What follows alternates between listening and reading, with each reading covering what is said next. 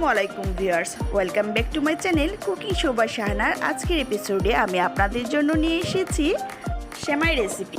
চিকন লাল সেমাইগুলি আমরা বেশিরভাগ সময় জর্দা সেমাই হিসেবে রেঁধে থাকি, কিন্তু ঘন দুধ দিয়ে একটু লসলসে করে রান্না করলে সেমাইগুলো খেতে অনেক মজাদার হয়। আর সেই রেসিপিটি আজ আপনাদের সাথে আমি শেয়ার করব। তো চলুন আমরা এবার মূল রান্নায় চলে যাই। আমি এখানে 250 গ্রাম লাল সেমাই, চিকন লাল সেমাইটা আমি এরকম টুকরো করে নিয়েছি। খুব ছোটো করে টুকরো করে নিই, মাঝারি ধরনের টুকরো করে নিয়েছি। এবার আমি একটি কড়াইয়ে 1 চা চামচ ঘি দিয়ে দিয়েছি। চুলার আঁচটা মিডিয়াম টু লোতে আমি রেখে এই সেমাইটা রান্না করব। প্রথম সেমাইটাকে আমাকে ভেজে নিতে হবে, সেই জন্য চুলার আঁচটা অবশ্যই মিডিয়াম টু লোতে রেখে আমাকে এটাকে ভেজে নিতে হবে।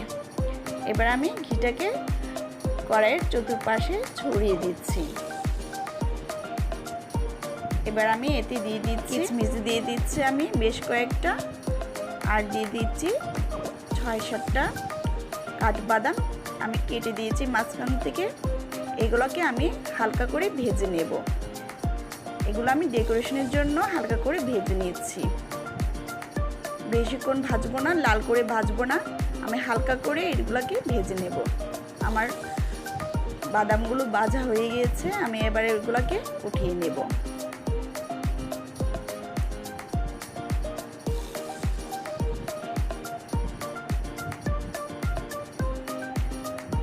এগুলোকে আমি উঠিয়ে নিয়ে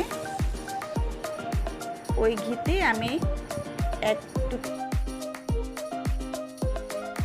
তেজপাতা আমি দুভাগ করে দিয়েছি, আর দিয়ে দিয়েছি 2 টুকরো দারুচিনি আর 3 টুকরো এলাচ। আমি হালকা করে একটু ভেজে নেব। এবার আমি এতে দিয়ে দেব সেই টুকরো করে রাখা সেমাইগুলো। চুলার আঁচটা এখনও আমি মিডিয়াম টু লোতে রেখে দিয়েছি। মিডিয়াম টু লোতে রেখে আমি সেমাইটা হালকা করে ভেজে নেব। একটু ধৈর্য সহকারে সেমাইটাকে ভাজতে হবে সাথে থেকে, নয়তোবা এটা পুড়ে যাবে। কোনোভাবে এটাকে পোড়ানো যাবে না। এভাবে আমি নাড়িয়ে নাড়িয়ে এটাকে ভেজে নেব।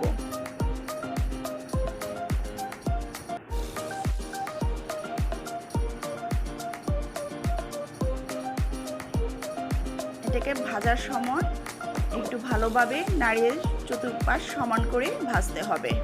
আমার সেমাইটা মোটামুটি ভাজা হয়ে এসেছে। এবার আমি এতে দিয়ে দিয়েছি 1/2 কাপ চিনি।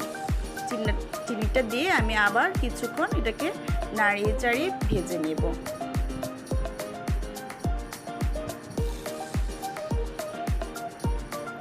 আমার সেমাইটা ভাজা হয়ে এসেছে। এবার আমি এতে দিয়ে দিচ্ছি 2 কেজি দুধকে আমি ঘন করে 1.5 কেজি মতো করে নিয়েছি। আগে জাল দিয়ে আমি এটাকে ঘন করে নিয়েছিলাম। আমি নাড়িয়ে চাড়িয়ে কিছুক্ষণ রান্না করে এর থেকে আমি তেজপাতাগুলো উঠিয়ে নিয়েছি। আমার সেমাইটা সিদ্ধ হয়ে এসেছে। এবার আমি এটাকে নামিয়ে নেব। দেখতে পাচ্ছেন সেমাইটা কত সুন্দর হয়েছে। এবার আমি এতে দিয়ে দিচ্ছি ভেজে রাখা কাঠবাদাম আর কিশমিশগুলো আমি এতে সাজিয়ে দিচ্ছি। আপনারা দেখতে পাচ্ছেন সেমাইটা একেবারে শুকনো হয়নি আর বেশি পাতলাও হয়নি, লসলসা করে একবারে খুব সুন্দর করে এটাকে এভাবে রান্না করলে আপনারা বুঝতে পারবেন এটা কতটা মজাদার হয়। তো ভিউয়ার্স, আমি চেষ্টা করেছি আপনাদেরকে ভালোভাবে রান্না করে দেখানোর। তো আমার রেসিপিটি যদি আপনাদের ভালো লেগে থাকে তাহলে অবশ্যই লাইক, কমেন্ট এবং শেয়ার করতে ভুলবেন না।